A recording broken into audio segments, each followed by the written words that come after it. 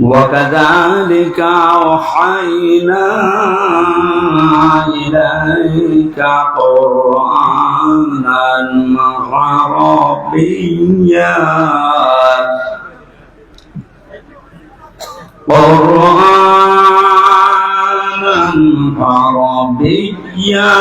لتنذر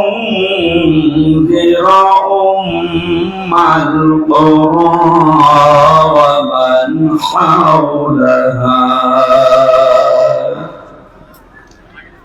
وتنذر يوم الجمع لا ريب فيه فريق في الجنة وفريق في السعير صدقت يا ربنا اللهم صل على محمد وعلى آل محمد كما صليت على إبراهيم وعلى آل إبراهيم إنك حميد مجيد اللهم بارك على محمد وعلى آل محمد كما باركت على إبراهيم وعلى آل إبراهيم إنك حميد مجيد الحمد لله নওগাঁ জেলার মান্দা থানার অন্তর্গত বারিল্লা দক্ষিণ পাড়া আমবাগান ময়দানে যুব সমাজের উদ্যোগে ঐতিহাসিক তাফসীর ও কোরআন মাহফিলের স্বনামধন্য সভাপতি বিশিষ্ট আলেমে দ্বীন জনাব মাওলানা আব্দুল কাইয়্যুম, ভারপ্রাপ্ত প্রিন্সিপাল বড় বেরালদহ ফাজিল মাদ্রাসা, সহ সভাপতির অনেকগুলো নাম দেখতে পাচ্ছি। আল্লাহ সবার মর্যাদা তার ইলম এবং আমল অনুযায়ী আল্লাহ যেন বাড়িয়ে দেন। বলেন বলেন। এতক্ষণ যারা আলোচনা রাখলেন, বিশেষ করে মাওলানা নুরুল আমিন, মাওলানা শহীদুল ইসলাম, মাহফিলের প্রধান অতিথি শাইখুল মাশায়েখ, 10 নম্বর নুরুল্লাহবাদ ইউনিয়নের সম্মানিত চেয়ারম্যান জনাব মোহাম্মদ জাইদুর রহমান, বিশেষ অতিথি জনাব মোহাম্মদ মোসাম্মেল হক কাজী, অফিসার ইনচার্জ মান্দা থানা নওগাঁ জনাব নূর মোহাম্মদ মন্ডল, সাবেক চেয়ারম্যান জনাব SM রফিকুল ইসলাম, সাবেক চেয়ারম্যান, মঞ্চে বসা ওলামায়ে কেরাম, সামনে বসা মুসলমান ভাইরা, পর্দার আড়ালের সম্মানিতা মা এবং বোনেরা, বিশেষ করে আমার আগে যারা কথা বললেন, মান্দা শ্রদ্ধাভাজন জেলা আমির জনাব আব্দুর রকিব, দল মত নির্বিশেষে কোরআনের এই অনুষ্ঠানে যারা আমরা ইবাদত মনে করে এসেছি, এটা ইবাদত চলছে, আর ইবাদত যেভাবে করা লাগে আমরা ওইভাবে করব ইনশাআল্লাহ। নামাজ একটা ইবাদত নাকি? বলেন না কেন? নামাজে দাঁড়িয়ে এটা যেমন তেমন ইবাদত চলছে না, আফদালুল ইবাদাত, নবীজি বলেন সর্বোত্তম ইবাদত এটা তিলাওয়াতুল কোরআন। পৃথিবীতে যত নফল ইবাদত আছে সবচাইতে উত্তম আল্লাহর কাছে এইটা, যারা কোরআনের আলোচনায় থাকে।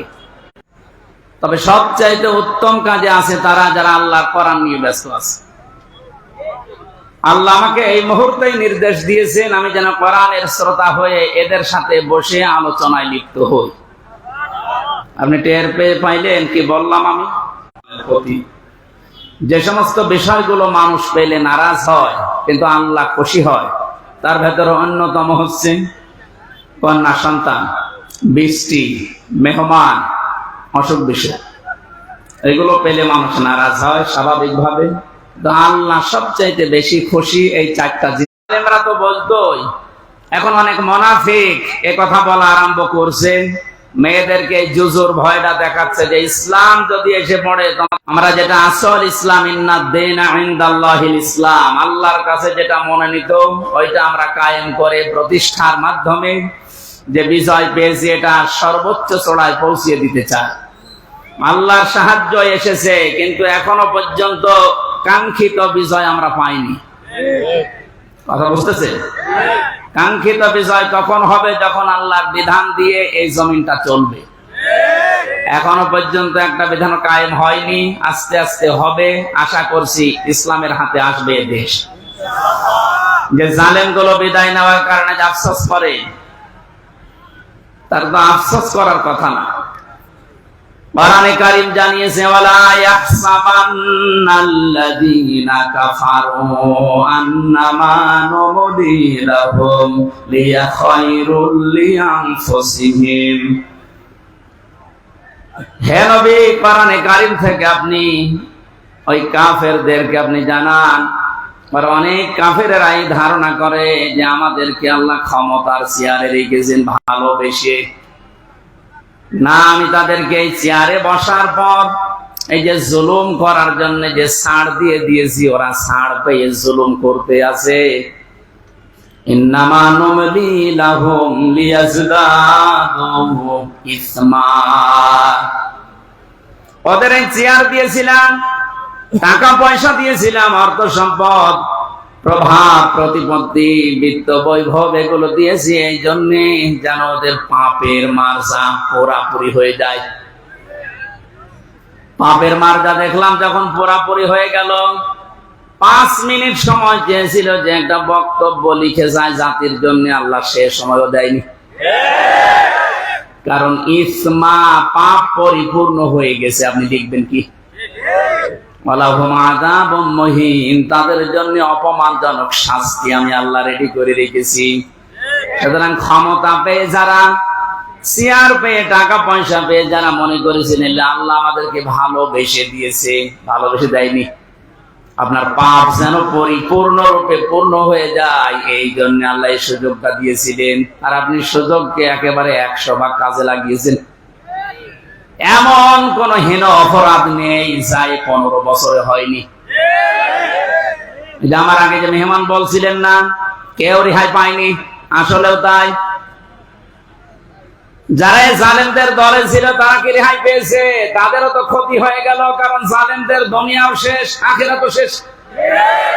আমাদের নাই দুনিয়া আপনি ধ্বংস করার চেষ্টায় ছিলেন, কিন্তু আপনি নিজেদেরকে কি করলেন বলেন? সারা পৃথিবীর মানুষের কাছে এখন একটাই ঘৃণিত নাম, এই জালেমের। এত নিকৃষ্ট কাজ মানুষ করতে পারে, আয়না ঘরের নাম নিয়ে আমি নিজে না থাকলে বুঝতাম না। উপদেষ্টা আসিফ মাহমুদ কয়েকদিন আগে ঘোষণা দিয়েছে, আয়না ঘর বাংলাদেশে যত জায়গায় আছে একটাও যেন ভেঙে ফেলা না হয়। এটা রেখে দেন, সারা পৃথিবীর মানুষরা দুনিয়া এখানে আসবে দেখার জন্য যে বাংলাদেশে কি আছে, তারা যেন আয়না ঘর দেখে যায়। কিয়ামত পর্যন্ত পৃথিবীর মানুষেরা জানবে যে বাংলাদেশেও একজন জালেম ছিল। ওরা মনে করেছিল আল্লাহ আমাদের ভালোবেসেই দিয়েছে। সূরা আলে ইমরান 4 নম্বর পারার 12 নম্বর পৃষ্ঠা 7 নম্বর লাইনে আয়াতটি আছে। কাফেররা ধারণা করে যে আল্লাহ আমাদেরকে ভালোবেসে এগুলো সব দিয়ে রেখেছে। আমি যখন প্রথম গ্রেফতার হই ওই 11 সালে, ওসি সাহেব আমার থানায় নিয়ে বলছে, হুজুর ক্ষমতার মালিক কে? আল্লাহ। আল্লাহ ক্ষমতার মালিক। সূরা আলে ইমরানের 26 নম্বর আয়াত পড়ে ব্যাখ্যা করেন। কি ব্যাখ্যা করব? উনি নিজে দেখলাম পড়লো, ওয়ালিল্লাহুম্মা মালিকাল মুলকি তুতিল মুলকা মান তাশা ওয়া তুইজ্জু মান তাশা ওয়া তুযিল্লু মান তাশা। আল্লাহ পাক বলেন, নবী আপনি বলেন ক্ষমতার মালিক আমি আল্লাহ, যাকে ইচ্ছা দেই, যাকে ইচ্ছা ওখান থেকে নামিয়ে দেই। এখন যিনি আছেন তাকে তো আল্লাহ ভালোবেসেই দিয়েছে। আপনারা লাফালাফি করেন কেন?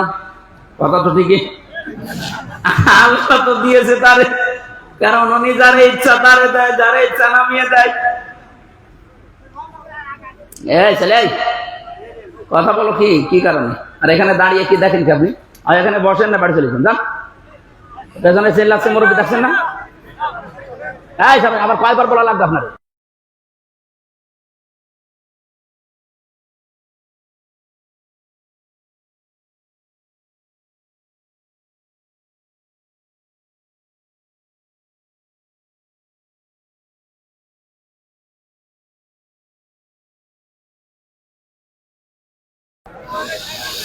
আমার ভাইরা,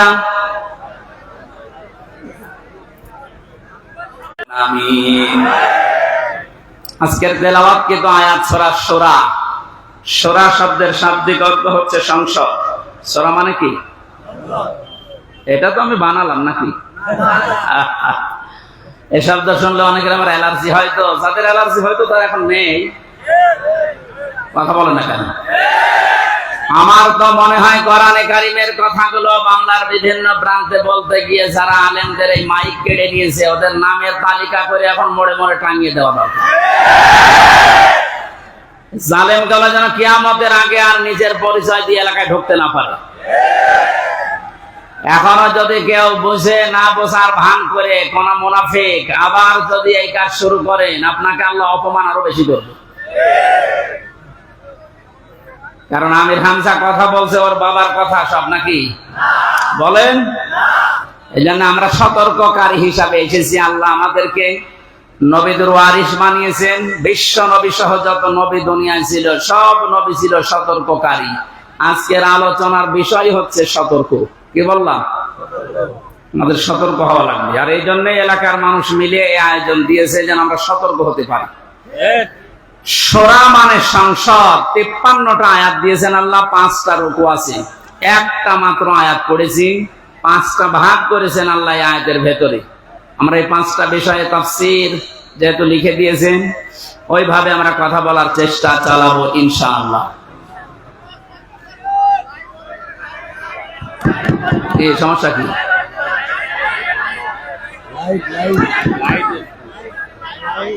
লাইট এটা বন্ধ করে দেবে? কি বলে আওয়াজ বোঝা যায় না তো।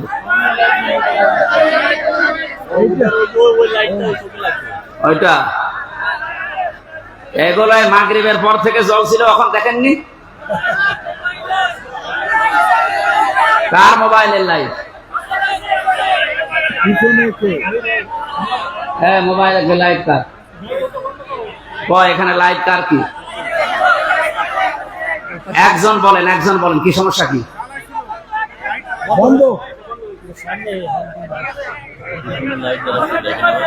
সামনের হ্যাসাং লাইট জ্বলে আছে এই কারণে। তো এতক্ষণ ছিল না জ্বলা?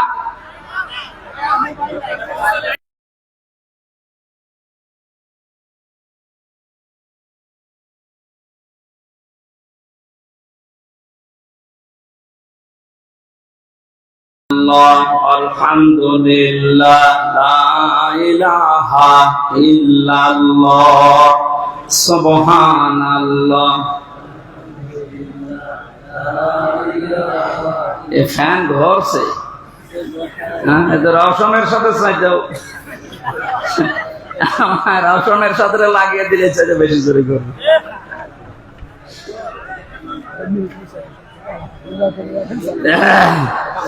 সুবহানাল্লাহ, আলহামদুলিল্লাহ, লা ইলাহা ইল্লাল্লাহ, সুবহানাল্লাহ, আলহামদুলিল্লাহ, লা ইলাহা ইল্লাল্লাহ, লা ইলাহা ইল্লাল্লাহ। অ্যাক্টিভ হয়ে শুনবেন। কোরআনে কারীম আল্লাহ এমন ভাবে সাজিয়েছেন, এটা হেদায়েত দেওয়ার একচ্ছত্র মালিক আল্লাহ। এসে চুয়াডাঙ্গার এমপি ছিল মাওলানা হাবিবুর রহমান, মাঝে মাঝে বলতেছে আমি ওয়াজ করে করবো কি, এত ওয়াজ করে এক বেদের মেয়ে জোসনা এসে আমার বান্দা সব ভেঙে থাকে। আমি একটু আটসাট করে বসিয়ে নেব, ও এক কথা বলে আমার লাইন কেটে দিচ্ছে। এটা চোখ থাকা যাচ্ছে না ঘন্টা খানি।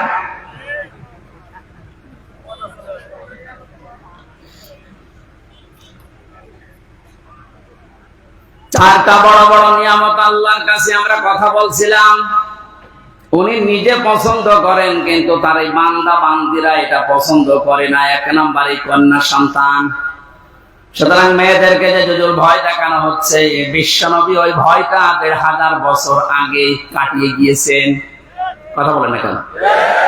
আপনারা সব করতে পারবেন, শুধু পর্দা এইটা মেনটেন করে আপনি সব করতে পারবেন, কোনো নিষেধ নেই আপনার। সুতরাং ডান বলেন বাম বলেন, নাস্তিক বলেন আর যাই বলেন, যারা উল্টা পাল্টা ভয় দেখাচ্ছে, এগুলো তাদের নিজেদের স্বার্থে। আল্লাহ আমাদেরকে বোঝার তৌফিক দিন, বলেন আমিন। ২ নম্বরে মেহমান। মেহমান যে ধরনের হোক, নবীজি বলেন কেউ যদি আল্লাহ এবং কিয়ামতে জবাব দিতে হবে এই বিশ্বাস করে, সে যেন অবশ্যই মেহমানের সম্মান করে। কারণ মেহমান যখন আপনার বাড়িতে আসবে, সে তার নিজের খাবার নিয়ে আসবে, আপনি শুধু আপ্যায়ন করার কারণে পুরাটা সাদগা দেওয়ার সওয়াব পাবেন। ৩ নম্বরে বৃষ্টি, এটা মাঝে মাঝে আমাদের উপরে হচ্ছে, এটা আল্লাহর রহমত। ৪ নম্বরে রোগ ব্যাধি। ৪ নম্বর কি? রোগ ব্যাধি আল্লাহ এই কারণে দেন, বান্দার চলতে ফিরতে উঠতে বসতে যে সমস্ত অপরাধ গুলো হয়, আল্লাহর কাছে যাওয়ার আগ পর্যন্ত যেন আপনি একেবারে পুত পবিত্র হয়ে যেতে পারেন। এই জন্য রোগ শোক দিয়ে আল্লাহ মাঝে মাঝে আপনাকে পুত পবিত্র করে নিয়ে যেতে চান। রোগ শোক হলে আপনি ভেঙে পড়বেন না, আল্লাহর উপরে রাগ বাড়াবেন না, এটা আপনার গুনাহ মাপের কারণ। নবীজি বলেন যদি পায়ে কাঁটাও ফোটে, জ্বর হয়, তাও মনে করবো আমার একটা গুনাহ মাফ হয়ে গেল। বলেন সুবহানাল্লাহ। ওয়ামা আসাবাকুম মিন মুসিবাতিন ফাবিমা কাসাবাত আইদিয়াহুম ওয়া ইয়াফু আন কাসীর। সূরা সূরার ভেতরে আছে, আল্লাহ জানিয়েছেন যে সমস্ত বিপদ আপদ গুলো তোমাদের উপর আমি মাঝে মাঝে পাঠাই, একটা ইচ্ছা করে পাঠাতে চাই না। তোমরা যে অপরাধ গুলো করো, এই অপরাধের শাস্তির কারণে কিছু কিছু মাঝে পাঠায়। সব অপরাধের শাস্তি যদি দুনিয়ায় দিয়ে দিতাম, শ্বাস করার সময় পেতে না। এই জন্য রোগ শোক হলে ভেঙে পড়বেন না। কিছু মানুষের অভিযোগ হয়ে যায় আল্লাহর উপরে, আল্লাহ তুমি আমার এই শুধু দেখো, পাশের বাড়িতে কেউ দেখে না। আরে ভাই, আপনার রোগ দিয়েছে যে কোনো একটা অপরাধ মুক্ত করার জন্য, যে কোনো একটা গুনাহ মাফ করার জন্য। নয়তো কঠিন ময়দানে গিয়ে আপনি ধরা খান, এটা আল্লাহ চাই না। এই জন্য এই রোগটা দিয়েছে, সহ্য করে